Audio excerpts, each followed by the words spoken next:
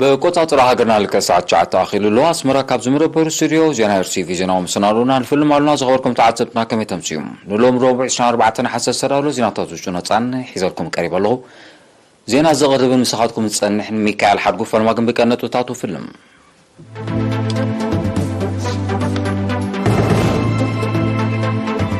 ኣብ 16 ዞባታት ማእከል ምርጫ ሓደስቲ ኮሚቴታት ስፖርት ተኻይዱ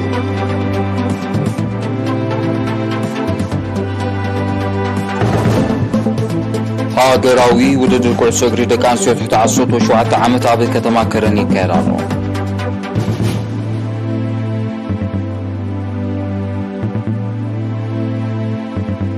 ኣብ ዞባ ዓዲ ቀይሕ ብወፍሪ ተምሃሮ ንልምዓት ኣርማዕ ንጥፈታት ተዓሚሙ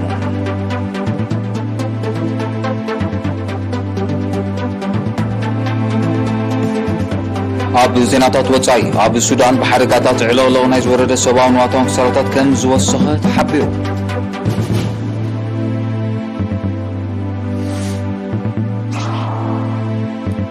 ኣብ ኤውሮፓ ኣብ ውሽጢ 500 ዓመታት ካብ ዘጋጠመ ዝኸፍአ ሓደጋ ደርቂ ከም ተኸስተ ተገሊጹ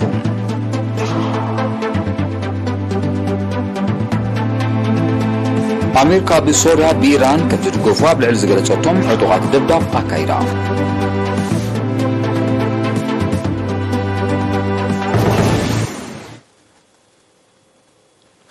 ዝርዝር ዜና ኣብ 16 ዞባታት ማእከል ካብ 1 ሓምለ ክሳብ 19 ናሓሰ ምርጫ ኮሚቴታት ስፖርት ተኻይዱ ነቲ መስርሕ ንምግምጋም ትማል 23 ናሓሰ ኣብ ዝተኻየደ ገምጋም ሓላፊ ክፍሊ ባህልን ስፖርትን ኣቶ እንድሪያስ ኣስምሮም ኣብ ዘስምዑ ቃል ስፖርት ከም ዝሰረቱን ህፃናት ዝማእከሉን ንምግባሩ ምምሕዳር ዞባ ማእከል ብዕቱብ ሒዙ ይሰርሕ ከም ዘሎ ብምጥቃስ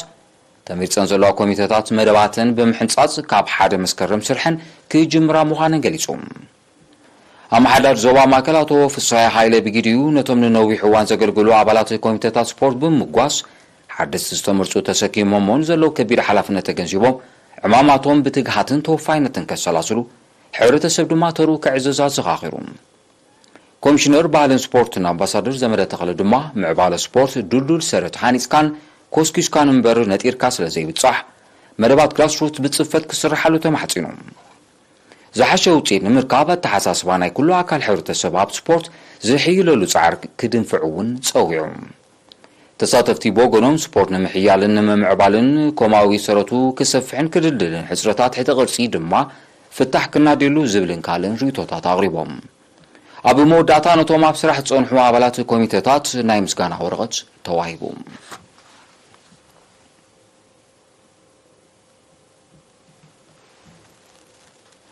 ናብ ካል ዜና ምስንሰግር ሃገራዊ ፌደሬሽን ኩዕሶ እግሪ ኤርትራ ንፈለማ እዋን ዝወደቦ ሃገራዊ ውድድር ኩዕሶ እግሪ ደቂ ኣንስትዮ ትሕቲ 17 ዓመት ምዕሩይ ስታፈ ንደራኺ ምዕባለ ብዝብል ቴማ ካብ 23 ሓሳብ ከተማ ከረን ይካየድ ኣሎ ኣብቲ ኣመሓዳር ዞባ ዓንሰባ ኣምባሳደር ዓብደላ ሙሳን ፕሬዝደንት ሃገራዊ ፌደሬሽን ኩዕሶ እግሪ ኤርትራ ኣቶ ኢስያስ አብርሃብን ዝተረኽብሉ መኽፈቲ ስነ ስርዓት ሕሪት ጋንታ ዞባ ዓንሰባ ኣብ ልዕሊ ሕሪት ጋንታ ዞባ ሰሜናዊ ቀይሕ ባሕሪ ዓወታ መዝጊባ ብዘይካዚ ሕርያት ጋንታታት ዞባታት ደቡብን ማእከልን ዘካየዶ ግጥም ብዓወት ሕሪት ጋንታ ዞባ ማእከል ተዛዚሙ ሃገራዊ ግጥማት ኩዕሶ እግሪ ደቂ ኣንስትዮ ትሕቲ 17 ዓመት ሎሚ 24 ናሓሰ እውን ሕርያት ጋንታታት ዞባ ዓንሰባ አንጻር ዞባ ደቡባዊ ቀይሕ ባሕሪ ማእከል አንጻር ሰሜናዊ ቀይሕ ባሕሪ ጋሽ ባርካ ድማ አንጻር ደቡብ ዘካየዶ ግጥማት ቀፂሉ ውዒሉ ኣሎ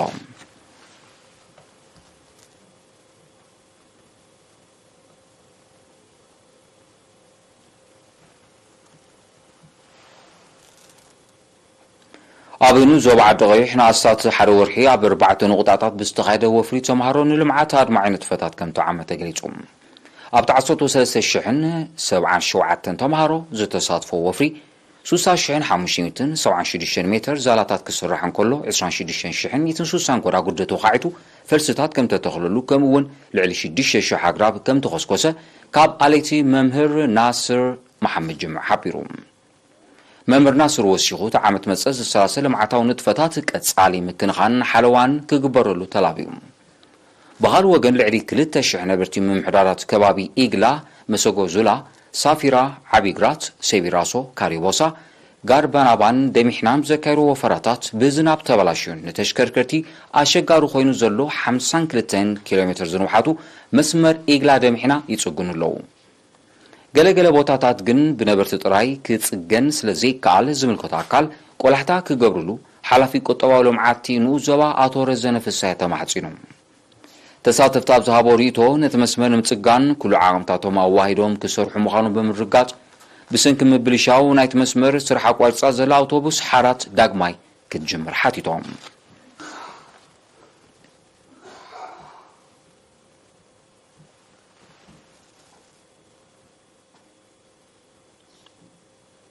ነበርቲ ምምሕዳራት ከባቢ ባረንቱ ምስ ምምሕዳር ንኡስ ዞባ ብምትሕባር ብዝናብ ተበላሽዩ ንምንቅስቓስ ተሽከርከርታት ጸጋሚ ኮይኑ ዝጸንሐ መስመር መጓዓዝያ ብወፈራ ይጽጉኑ ኣለዉ እቲ ዝሰላስል ዘሎ ወፈራ ብውሽጢ ከተማን ካብ ከተማ ወፃን ኮይኑ ህዝቢ ኣብ ሰሙን ክልተ ግዜ ናወፈረ ይዓሞ ከም ዘሎ ሓላፊ ኣሃዱ ቁጠባዊ ልምዓት ንኡስ ዞባ ኣቶ ወልደ የሱስ ተኪ ሓቢሩ ተሳተፍቲ ኣብ ዝሃቦ ርእቶ እቲ ብወፈራ ዝካየድ ዘሎ ስራሕ ግዜያዊ ፍታሕ ስለ ዝኾነ ንነባሪ ፍታሕ ዝምልከቶ አካል ቆላሕታ ክገብረሉ ተላብዮም ብኻልእ ወገን ማሕበር ምትሕጋዝ ተጋድልቲ ክፍለ ሰራዊታት 52-95-96-70-16-88 ከምኡውን ክፍሊ ህዝቢ ማሕበር ሰላምን ማሕበር ምትሕጋዝ ቤት ትምህርቲ ሶውራን ኣብ ከተማ ባረንቱ መደባት ወፍሪ ልምዓት ከም ዘካይዱ ወኪል የሪና ኣፍሊጦም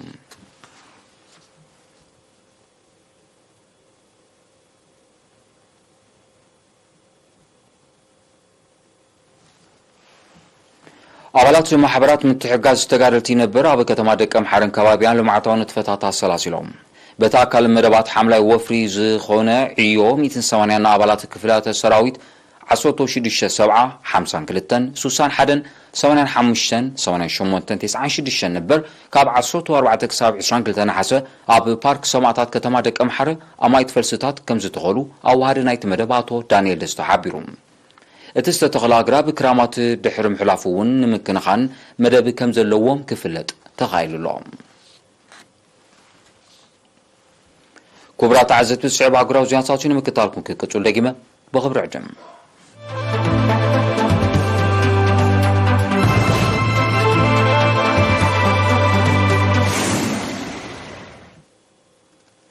ዜናው መሰናዶ ኤርቲቪ ናውጥለ ክቡራት ተዓዘብቲ ስለምክታልኩም ኣዝየ መስግን ዜና ወጻኢ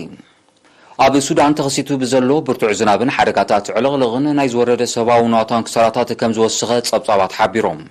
በቲ ተፈጥሮኣዊ ሓደጋ ዛጊድ ልዕሊ 80 ሰባት ከም ዝሞቱን 10ታት ካልኦት ከም ዝቆሰሉን እዮም እቶም ጸብጻባት ብተወሳኺ ዘረዱ ብዘይካዚ ብሰንኪቲ ገና ዝቕጽል ዘሎ ዕለቕልቕ ኣብ ትሕቲ ቅርጺ ከቢድ ዕንወት ስለ ዘወረደ ኣሳት 150,000 ሰባት ከም ተመዛበሉ ክፍለጥ ተኻይሉሎም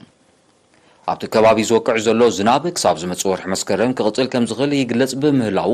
እቲ ክሳራታት ክውስኽ ተኽእሎ ከም ዘሎ ኪላታት ሜትሮሎጂ ሱዳን ኣሚቶም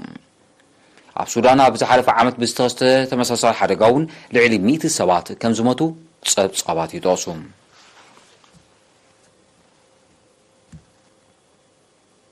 ኣብ ኤውሮጳ ብሓፈሻ ብምዕራባውን ደቡባውን ክፋልታ ኣህጉር ድማ ብፍላይ ተኸሲቱ ዘሎ ሓደጋ ደርቂ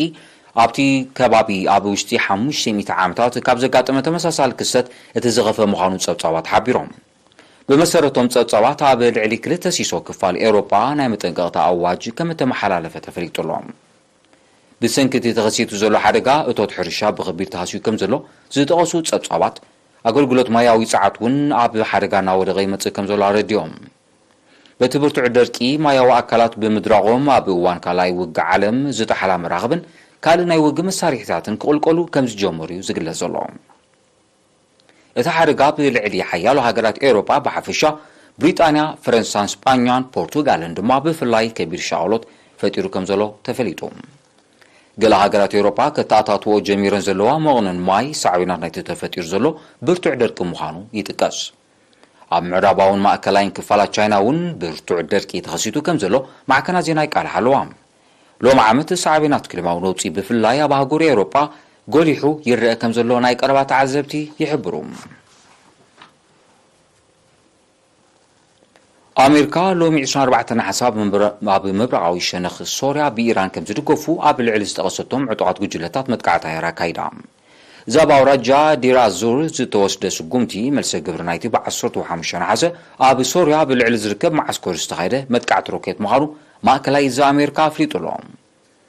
ይኹን በር ቀንዲ ዕላማ ናይዚ ብነዳዲ ሃብታም ኣብ ዝኾነ ከባቢታት ሶርያ ዝተኻየደ መጥቃዕቲ መቐፀልታ ናይቲ ኣሜሪካ ረብሓታትን ምውሓስ ከተካይዶ ፀንሐት ወተሃደራዊ ንጥፈታት ምዃኑ እዮም ናይ ቀረባ ተዓዘብቲ ዝጠቕሱ።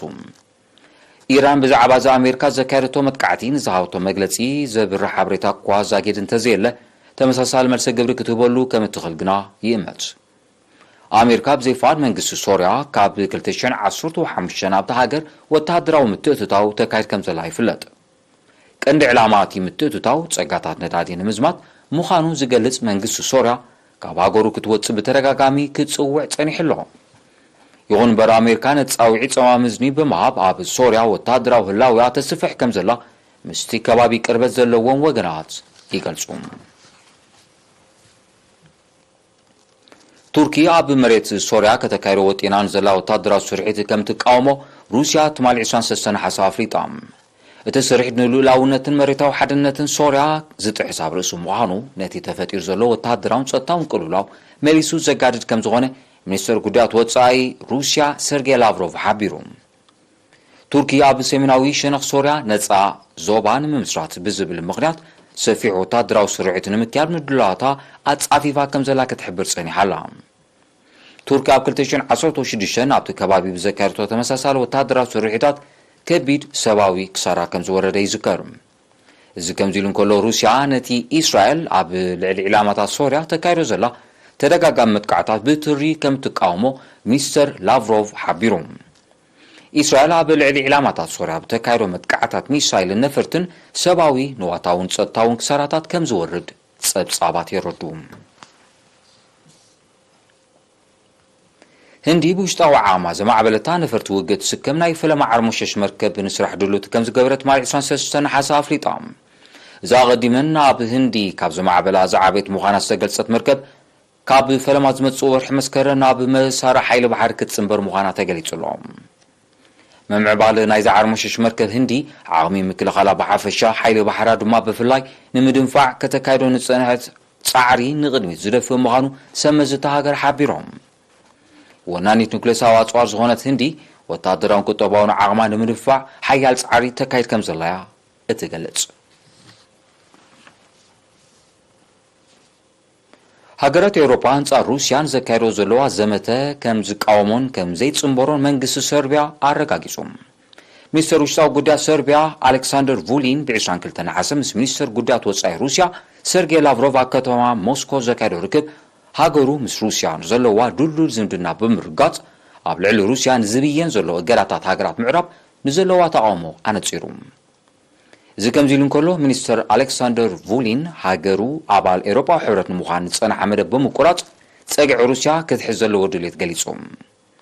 ሚኒስትር ጉዳያት ወጻኢ ሩስያ ሰርጌይ ላቭሮቭ ብወገኑ ሃገሩ ሉዓላውነትን ግዛታዊ ሓድነትን ሰርቢያ ንምውሓስ እትገብሮ ደገፍ ከም ትቕጽሎን ዝምድና ክልቲአን ሃገራት ንምምዕባል ብዕቱብ ከም ትሰርሕን ኣረጋጊጹ። ካብ ሃገራት ኤውሮጳ ሰርቢያ ጥራይ ነታ አንጻር ሩስያ ዝካየድ ዘሎ ዘመተታትን እገዳታትን ከም ትቃወመት ይሕበር። ዝሓለፈ ዓመት ናብ ጠፈር ዝተላከ ዝተራቐቐ ቴሌስኮፕ ጄምስ ዌብ ቅድሚ ሕጂ ተራእዩ ዘይፈልጥ ዘደንቕ ስእልታት ፕላኔት ጁፒተር ከም ዝርግሐ ተገሊጹ። እዚ ቴሌስኮፕ ጄምስ ዌብ ሊኢኽዎ ዝበሃል ዘሎ ካብቲ ናይ ቅድሚ ሕጂ ብዓይነቱን ንጹርነትን ዝተፈልየ ስእልታት ኣብታ ፕላኔት ንዘሎ ብርቱዕ ህቦብላ ከምኡውን ወርሕን ካልእን ባእታታትን ከም ዘርኢ ተገሊጹ። እቲ ዝተዘርግሐ ስእልታት ኣብ መጽናዕቲ ናይታ ኣብ ፀሓያዊ ስርዓት ዝዓበየት ፕላኔት ዝኾነ ጁፒተር ኣገዳሲ ከም ዝኾነ ተመራመርቲ ጠፈር ሓቢሮም። ቴሌስኮፕ ጄምስ ዌብ ጠፈራዊ ምርምር ንምክያድ ዝሕግዝ ስእልታት ንምዝርጋሕ ኣብ ወርሒ ታሕሳስ 2021 ናብ ጠፈር ከም ተላከ ፀብጻባት ይሕብሩ። ቴሌስኮፕ ጄምስ ዌብ ነዚ ናይ $10 ቢልዮን ጠፈራዊ ተልእኾ ንምስልሳል ካብ ምድሪ 1.6 ሚልዮን ኪሎ ሜትር ርሒቑ ኣብ ዘሎ ህዋዩ ተዋዲዱ ዘሎ። ዝኸበርኩም ተዓዘብቲ ዜና ንምዛም ኣርሳው ዜና ክደግመልኩም።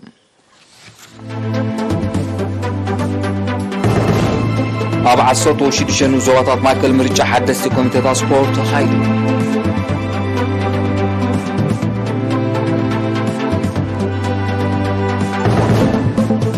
ሃገራዊ ውድድር ኩዕሶ እግሪ ደቂ ኣንስትዮ ትሕቲ 17 ዓመት ኣብ ከተማ ከረን ይካየድ ኣሎ።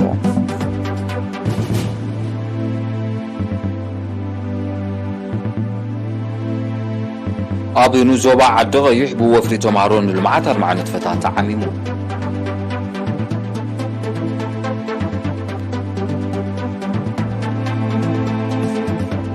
ኣብ ሱዳን ብሓደጋታት ዕልቕልቕ ናይ ዝወረደ ሰብኣዊ ንዋታውን ክሳራታት ከም ዝወሰኸ ተሓቢሩ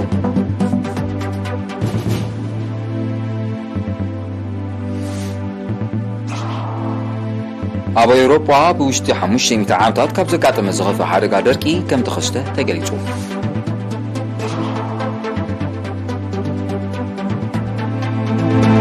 ኣሜሪካ ኣብ ሶርያ ብኢራን ከም ዝድገፉ ኣብ ልዕሊ ዝገለጸቶም ዕጡቓት ደብዳብ ኣካይዳ